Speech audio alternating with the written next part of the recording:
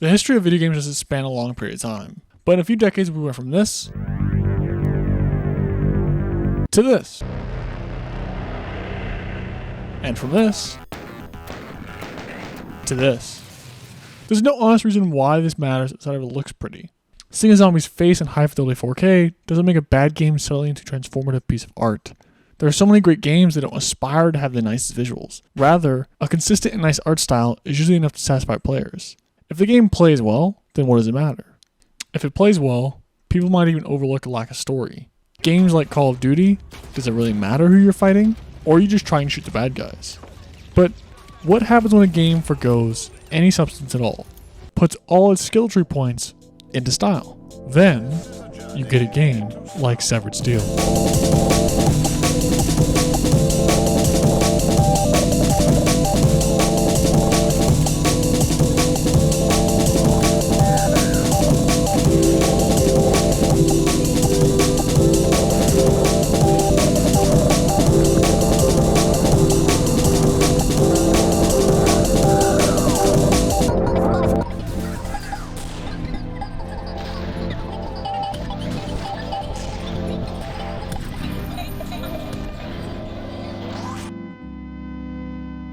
As I get older, I find I want less filler, less grind, less bullshit. I want a start-to-end experience where a game takes me on a journey and I have fun doing it. No more tutorials or pop-ups, just a good experience.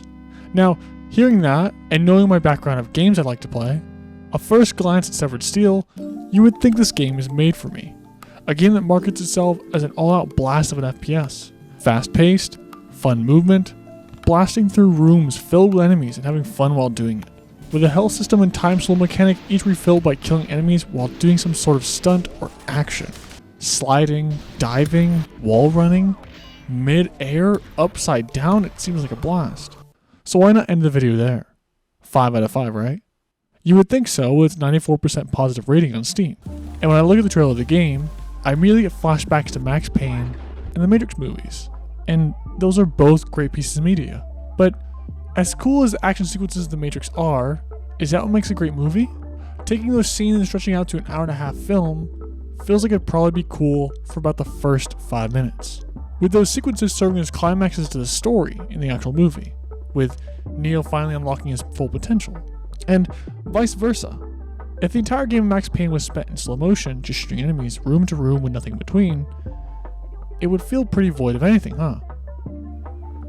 No purpose or direction, no changing gameplay, just a disappointing repetition of a weak gameplay loop. It's the story that drove the narrative of the game. Though Severed Steel has a quote-unquote story, there is no true, deep story or narrative to this game. The game opens up with some comic-style panels, just like that of Max Payne. You're a woman missing her arm.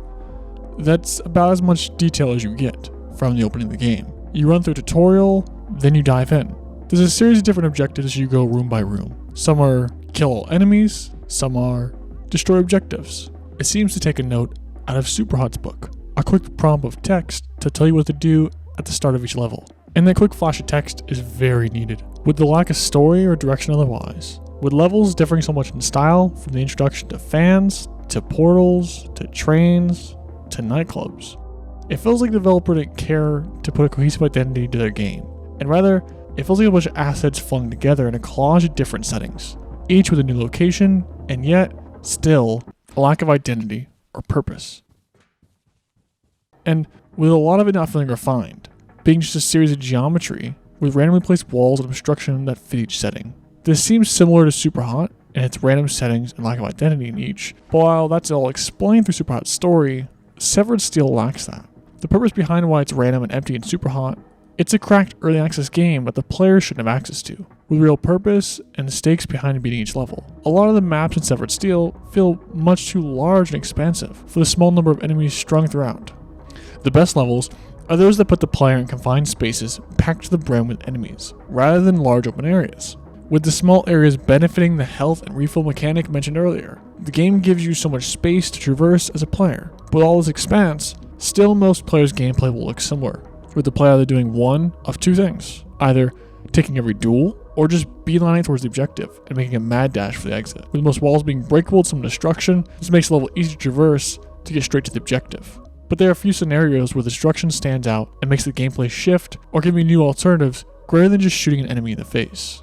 The kill all enemies levels seem cool in theory. Kill all the enemies to unlock an exit, using your unique movement options to do so. But with most levels being so open, not falling in a given direction, the more enemies you kill, the slower the action becomes. The way the game combats this is when there are a few enemies left, it highlights them throughout a wall, so you don't have to go looking around the area trying to find one or two remaining enemies across the map. But this feels like a lazy answer. This gameplay would much better suit a series of tight hallways. Trying to give the player a sandbox-like freedom in a game with a lack of diversity doesn't really work. The objective levels seem better, but still struggle from the former issues. With the more enemies you kill, the duller the gameplay becomes. With no respawning enemies after a certain amount of kills, it becomes a walking simulator with breakcore in the background.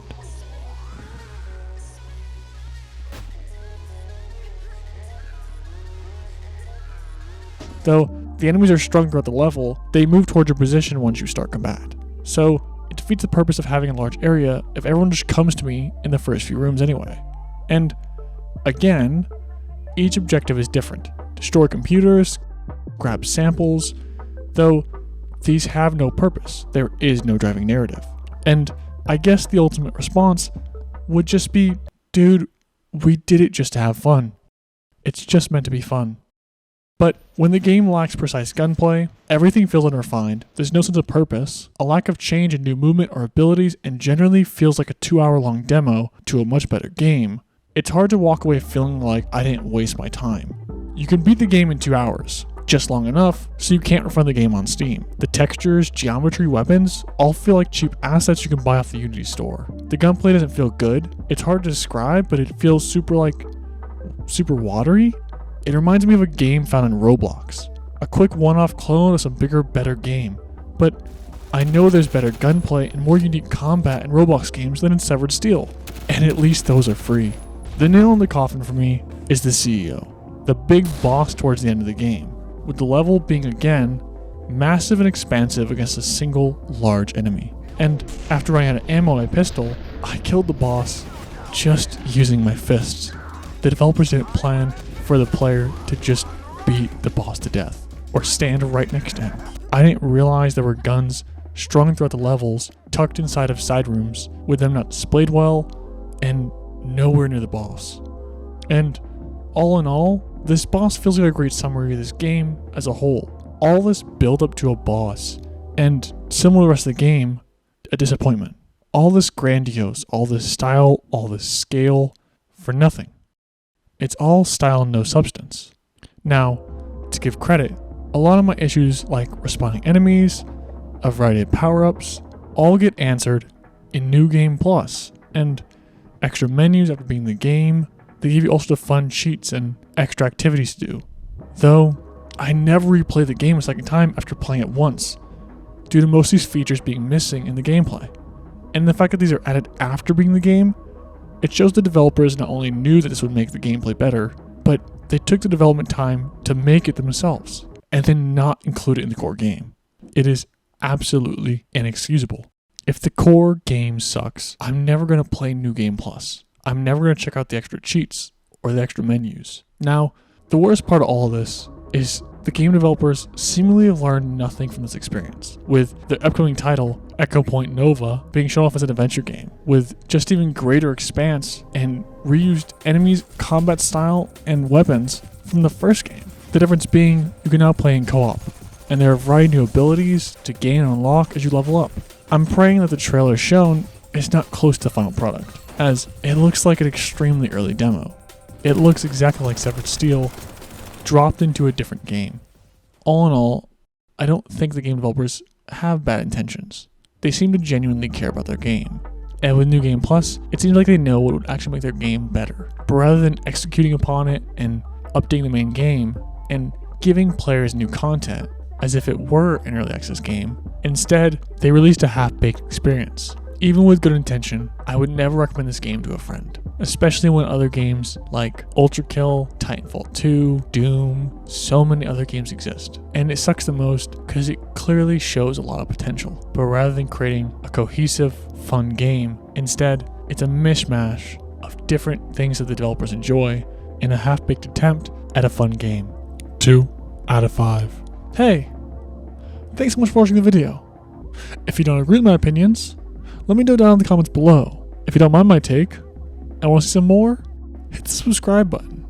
And if you liked any of the clips you saw, or the sound of my voice, you should stop by my Twitch channel. I stream live every weekday morning.